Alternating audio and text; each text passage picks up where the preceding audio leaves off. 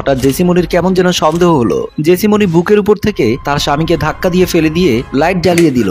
দেখলো বাসর রাতে তার স্বামী নেই, তার স্বামী শেরওয়ানি পরে এসেছে অন্য এক পুরুষ। জেসিমনি বাহার বাহার বলে চিৎকার করতে লাগলেন। লোকটি পালিয়ে যেতে চাইলো, জেসিমনি ধরে রাখলো। পাশের রুমে বসে কথা বলছিল জেসিমনির শ্বশুর এবং শাশুড়ি। ওরা দৌড়ে আসলো। ওরা রুমে এসে দেখলো ওদের বাড়ির মালিকের ছেলে সাইফুল। একটু পরে রুমে ঢুকলেন জেসিমনির স্বামী বাহার মজুমদার। বাহার মজুমদারের বাবা মমিন সাহেব বললেন, কিরে বাহার, তোর বাসর ঘরে অন্য পুরুষ কেন? বাহার মজুমদার তখন বললেন, বাবা আমি নিরুপায় হয়ে আমার নিজের বাসর ঘরে অন্য পুরুষ ঢুকিয়ে দিয়েছি। বাহার মজুমদার মা বলল, কেন এমন কাজটি করলি? বাহার বলল, শোনো তাহলে।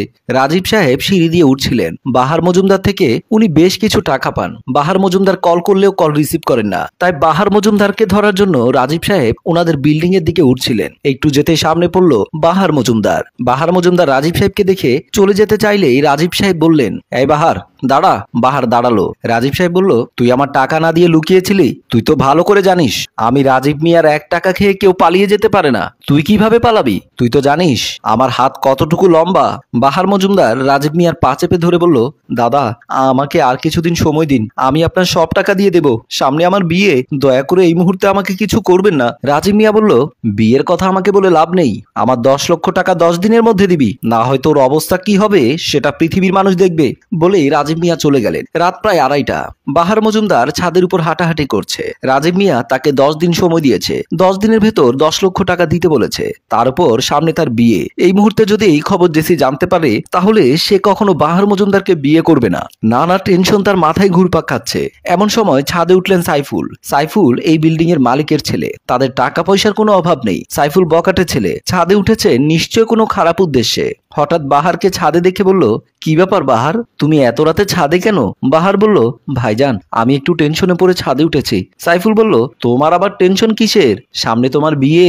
এই মহল্লার সবচাইতে সুন্দরী মেয়েটিকে তুমি বিয়ে করছো, তাতে তোমার টেনশন হওয়ার তো কথা নয়। বাহার মজুমদার বলল, আপনি তো রাজীব মিয়াকে চেনেন? সাইফুল বলল, হ্যাঁ চিনি, সে তো খুব খারাপ লোক। তার সাথে কি তোমার লেনদেন আছে নাকি? বাহার বলল, জি ভাইজান, উনি আমার থেকে 10 লক্ষ টাকা পায়, বলেছে 10 দিনের মধ্যে দিয়ে দিতে হবে। সাইফুল বলল, উনি যখন এই কথা বলেছে তাহলে যে কোনো ভাবেই তোমাকে টাকা দিয়ে দিতে হবে, না হলে উনি তোমাকে ছাড়বে না। বাহার মজুমদার বলল, এখন আমি কি করব? সামনে আমার বিয়ে, হাতে 1টা টাকাও নেই। সাইফুল তখন সেদিনের কথা ভাবতে লাগলো। একদিন জেসি সাইফুলদের বিল্ডিং এ নামছিলেন। সে তার বান্ধবী প্রিয়ার সাথে দেখা করতে এসেছিল। তার বান্ধবী প্রিয়া সাইফুলের বিল্ডিং এ ভাড়া থাকে। সাইফুল সিঁড়ি দিয়ে উঠছিল। জেসিকে আগে থেকে সাইফুল পছন্দ করতেন। সাইফুল জেসিকে দেখে বললেন, কি ব্যাপার, মেঘ না চাইতে বৃষ্টি? জেসি বলল, মানে?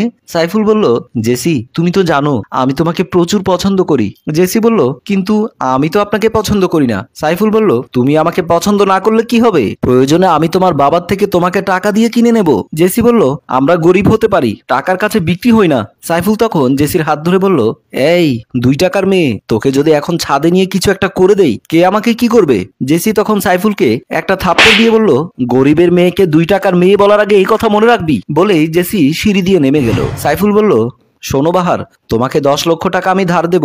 10 বছর পরে তুমি আমার টাকা দিলেও হবে। বাহার বলল, কি বলেন ভাইজান, আপনি আমাকে হেল্প করবেন? সাইফুল বলল, অবশ্যই করব, বিনিময়ে তোমার নববধূ জেসিকে বাসর রাতে আমার হাতে তুলে দেবে। বাহার বলল, এ কি করে সম্ভব? সাইফুল বলল, ভেবে দেখো, তোমার 10 লক্ষ টাকা না দিলে রাজীব সাহেব তোমার অবস্থা খারাপ করবে। বাহার বলল, আমি বললে তো জেসি রাজি হবে না। সাইফুল বলল, তোমার বলতে হবে না, তুমি শুধু বাসর রাতে রুমের লাইট অফ করে বের হয়ে যাবে, আর আমি তোমার শেরওয়ানি পরে বাসর রাতে ঢুকে যাব। জেসি বুঝতেও পারবে না সে কার সাথে বাসর করছে, তুমি নাকি আমি। বাহার বলল, ঠিক আছে ভাইজান, আমি আপনার কথায় রাজি। বাসর রাতে আমার নববধূ জেসিকে আপনার হাতে তুলে দেব। বাহার মজুমদারের মুখে সব কথা শোনার পর জেসি বলল, যেই লোক নিজের সাথে নিজের স্ত্রীকে পর পুরুষের হাতে তুলে দিতে পারে সেই লোকের সাথে সংসার হয় না। সাইফুলের সাথে যেহেতু আমার নারী জীবনের সবচেয়ে মূল্যবান জিনিসটি লেনদেন হয়ে গেছে, তাহলে আমি সাইফুলের কাছে চলে গেলাম। তুমি ভালো থেকো বাহার। বলেই জেসি ও সাইফুল চলে গেল। বাহার মজুমদারের মা বলল, জানি না আল্লাহর দরবারে কি পাপ করেছিলাম, না হয় তোর মতো সন্তান কেন আমার পেটে দিল। বলেই বাহার মজুমদারের বাবা ও মা রুম থেকে বের হয়ে গেলেন। বাহার মজুমদার কাঁদতে কাঁদতে বাসর ঘরে বসে পড়লেন। হ্যালো ভিউয়ার্স, আমাদের গল্পটি কেমন লাগলো জানাবেন। ভালো লাগলে লাইক কমেন্ট শেয়ার করে সবাইকে দেখার সুযোগ করে দেবেন। আর পেজটি ফলো দিয়ে আমাদের সাথেই থাকবেন। এতক্ষণ ধরে আমাদের গল্প দেখার জন্য আপনাদেরকে ধন্যবাদ।